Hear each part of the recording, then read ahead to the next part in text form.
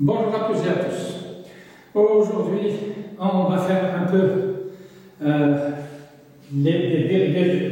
J'ai des formules de dérivés que j'ai trouvées, ça fait à la fin des années 70, mais leur démonstration, je l'ai perdue.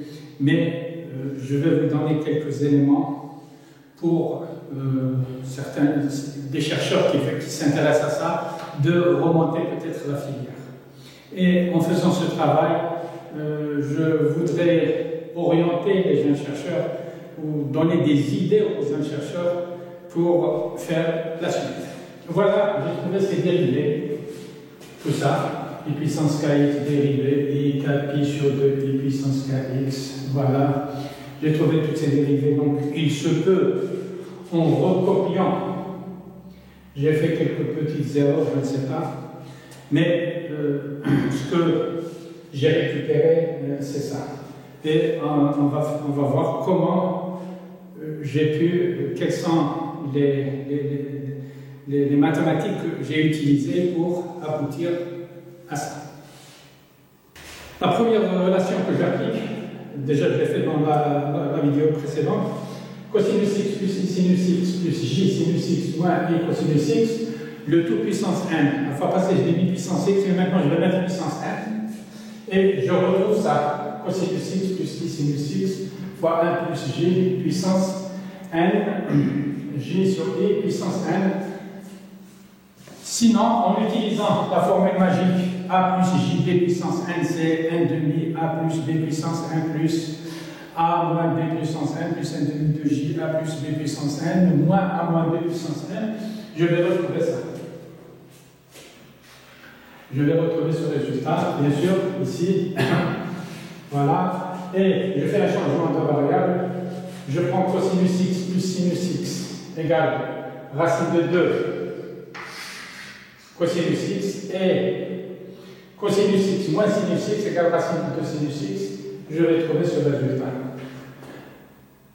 Par l'identification, je ne sais pas, peut-être faire la partie réelle égale partie réelle, partie pseudo-imaginaire, pseudo-imaginaire, après partie réelle, partie imaginaire, etc. Donc peut-être avec ce résultat, j'aboutis à d'autres égalités mathématiques. La première étape, on avait mis j carré est égal à 1. Ça veut dire que élevé au carré, au cube, etc., ça sera alterné entre la droite y égale à x. Maintenant, si je veux alterner entre la droite y égale à b sur a x, voilà, b sur a x. À ce moment-là, j au carré, ça va être égal à a au carré sur b au carré, non pas b au carré sur a au carré. Tout ce qu'on a fait sur j au carré égale 1, c'est la même chose. Si je prends le premier nombre ici, quand je l'élève au carré, ça va monter, ça ne va pas faire alternance. Et si je le prends à partir de là, il y aura alternance entre la droite y égale b sur a x.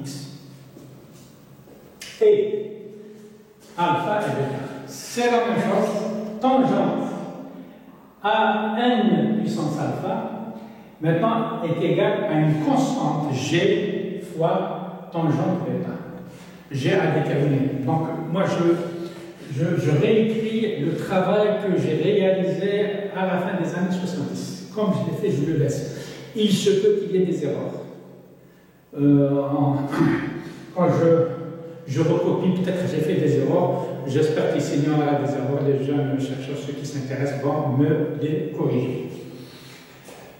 Donc, si je prends la forme pseudo-complexe, cos θ j sinus θ au carré, ça va me donner cos carré θ plus a au carré sur b au carré sinus carré θ plus 2 j sinus θ cosinus θ. Et je ne sais pas, la formule magique, c'est-à-dire a plus jb puissance n est égal à 1 demi de a plus b puissance 1 plus 1 demi de a moins b plus, etc. Quelle sera la forme de cette formule avec j au carré égale a sur a carré sur le vecteur? Je ne l'ai pas fait, je compte sur les jeunes chercheurs pour le faire. Maintenant, ici, j'ai retrouvé la tangente alpha. J'espère que c'est juste. Voilà, j'ai trouvé B cosinus θ moins 1 sinus θ, B sinus θ sur F. Et tangente bêta, B au cube cos carré θ plus 1 carré B sinus carré θ moins 1 B sinus de θ sur B au cube sinus de θ plus A B carré cos carré θ plus A carré sinus carré θ. J'espère que je n'ai pas fait d'erreur. Maintenant, ici, j'ai retrouvé N1H1. C'est B cosinus θ moins 1 sinus θ sur racine de A2 plus B2. N2H2, c'est B carré cos carré θ plus 1 carré sinus carré θ moins 1 B sinus θ sur sinus de θ sur B racine de A2 plus B2. Et je retrouvais OH1, j'ai retrouvé OH2.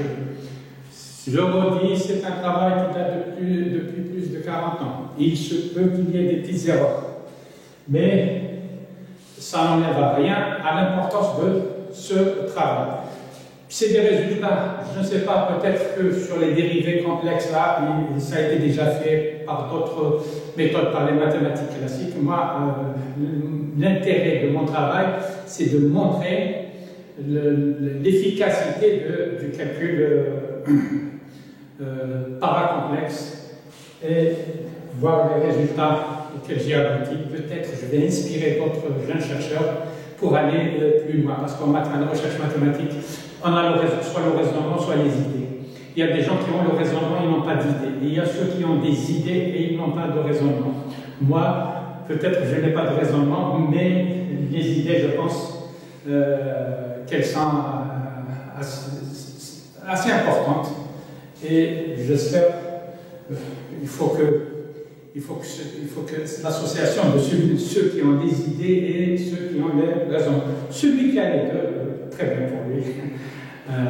Donc, à d'autres surprises, je vous remercie.